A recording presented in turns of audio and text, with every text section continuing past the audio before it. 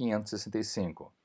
Nenhuma das partes poderá arguir nulidade a que haja dado causa, ou para que tenha concorrido, ou referente à formalidade cuja observância só a parte contrária interesse. Artigo 566. Não será declarada nulidade de ato processual que não houver influído na apuração da verdade substancial ou na decisão da causa.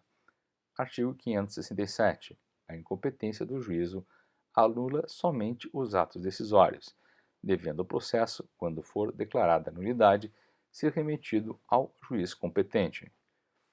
Artigo 568. A nulidade por ilegitimidade do representante da parte poderá ser a todo tempo sanada, mediante ratificação dos atos processuais.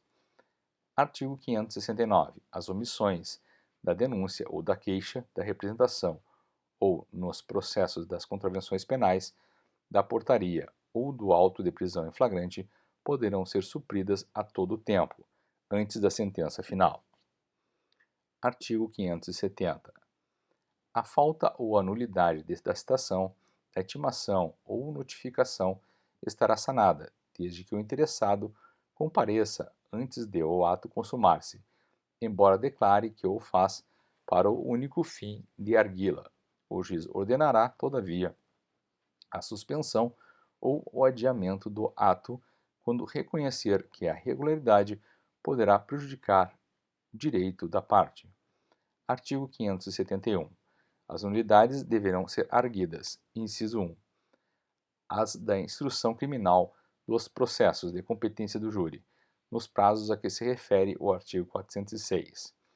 Inciso 2. As da instrução criminal dos processos de competência do juiz singular e dos processos especiais, salvo os dos capítulos 5 e 7 do título 2 do livro 2, nos prazos a que se refere o artigo 500.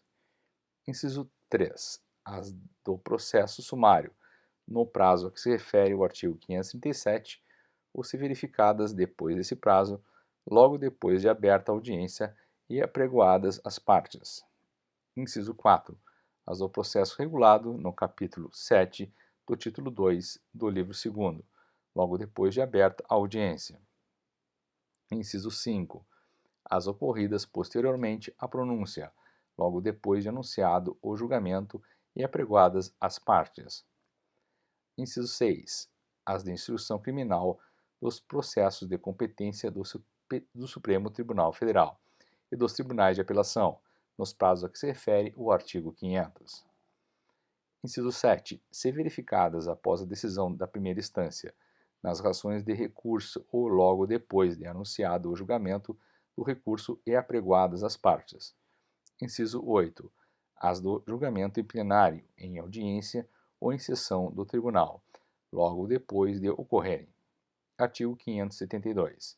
As nulidades previstas no artigo 564, inciso 3, a linha D e E, segunda parte, G e H, e inciso 4, considerar-se-ão sanadas. Inciso 1. Se não forem arguidas em tempo oportuno, de acordo com o disposto no artigo anterior. Inciso 2. Se praticado por outra forma, o ato tiver atingido seu fim. Inciso 3. Se a parte, ainda que tacitamente, tiver aceito os seus efeitos. Artigo 573. Os atos cuja nulidade não tiver sido sanada, na forma dos artigos anteriores, serão renovados ou retificados. Parágrafo 1º. A nulidade de um ato, uma vez declarada, causará a dos atos que dele diretamente dependam, ou sejam consequência. Parágrafo 2º. O juiz que pronunciar a nulidade declarará os atos a que ela se estende. Título 2. Os recursos em geral. Capítulo 1. Das disposições gerais. Artigo 574. Os recursos serão voluntários, excetuando-se os seguintes casos, em que deverão ser interpostos de ofício pelo juiz. Inciso 1. Da sentença que conceder habeas corpus. Inciso 2. da que absolver desde logo o réu, com fundamento na existência de circunstância que exclua o crime ou isente o réu da pena, nos termos do artigo 411. Artigo 575. Não serão prejudicados os recursos que, por erro, falta ou omissão dos funcionários não tiverem seguimento ou não forem apresentados dentro do prazo. Artigo 576. O Ministério Público não poderá desistir de recurso que haja interposto. Artigo 577. O recurso poderá ser interposto pelo Ministério Público ou pelo querelante ou pelo réu, seu procurador ou seu defensor. Parágrafo único. Não se admitirá, entretanto, recurso da parte que não tiver interesse na reforma ou modificação da decisão. Artigo 578. O recurso será interposto por petição ou por termo nos autos, assinado pelo recorrente ou por seu representante. Parágrafo 1º. Não sabendo ou não podendo o réu assinar o nome, o termo será assinado por alguém a seu rogo, na presença de duas testemunhas. Parágrafo 2º. A petição de interposição de recurso, com o despacho do juiz, será até o dia seguinte ao último do prazo, entregue ao escrivão, que certificará no termo da juntada a data da entrega. Parágrafo 3º. Interposto por termo recurso, o escrivão, sob pena de suspensão por 10 a 30 dias, fará conclusos os autos ao juiz, até o dia seguinte ao último do prazo.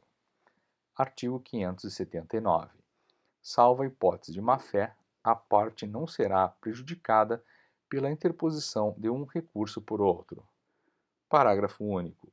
Se o juiz, desde logo, reconhecer a impropriedade do recurso interposto pela parte, mandará processá-lo de acordo com o rito do recurso cabível. Artigo 580.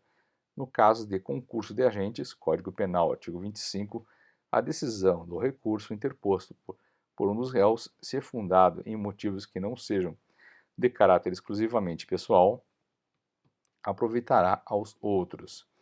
Capítulo 2. O recurso em sentido estrito. Artigo 581. Caberá recurso no sentido estrito da decisão, despacho ou sentença. Inciso 2º. Que não receber a denúncia ou queixa. Inciso 2º. Que concluir pela incompetência do juízo. Inciso 3º. Que julgar procedentes as exceções, salvo a de suspeição. Inciso 4º. Que pronunciar o real. Inciso 5. Que conceder, negar, arbitrar, cassar ou julgar inidônea a fiança, indeferir requerimento de prisão preventiva ou revogá-la, conceder liberdade provisória ou relaxar a prisão em flagrante. Inciso 7. Que julgar quebrada a fiança ou perdido seu valor. Inciso 8. Que decretar a prescrição ou julgar de outro modo extinta a punibilidade. Inciso 9. Que indeferir o pedido de reconhecimento da prescrição ou de outra causa extintiva de punibilidade. Inciso 10. Que conceder ou negar a ordem de habeas corpus. Inciso 11. Que conceder, negar ou revogar a suspensão condicional da pena. Inciso 12. Que conceder, negar ou revogar livramento condicional. Inciso 13. Que anular o processo de instrução criminal, no todo ou em parte. Inciso 14. Que incluir jurado na lista geral ou desta o excluir. Inciso 15. Que denegar a apelação ou a julgar deserta. Inciso 16. Que ordenar a suspensão do processo em virtude de questão prejudicial. Inciso 17. Que decidir sobre a unificação de penas. Inciso 18. Que decidir o incidente de falsidade. Inciso 19. Que decretar medida de segurança depois de transitar a sentença em julgado. Inciso 20. Que impuser a medida de segurança por transgressão de outra. Inciso 21. Que mantiver ou substituir a medida de segurança nos casos do artigo 774. Inciso 22. Que revogar a medida de segurança. Inciso 23.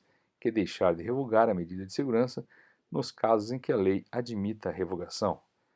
Inciso 24, que converter a multa em detenção ou em prisão simples.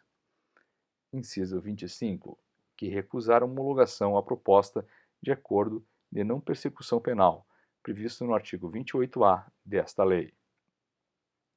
Artigo 582. Os recursos serão sempre para o Tribunal de Apelação, salvo nos casos dos incisos 5, 10 e 15. Parágrafo único. O recurso, no caso do inciso 14, será para o presidente do Tribunal de Apelação. Artigo 383. Subirão nos próprios autos os recursos. Inciso 1. Quando interpostos de ofício. Inciso 2. Nos casos do artigo 581, incisos 1, 3, 4, 6, 8 e 10. Inciso 3. Quando o recurso não prejudicar o andamento do processo. Parágrafo único.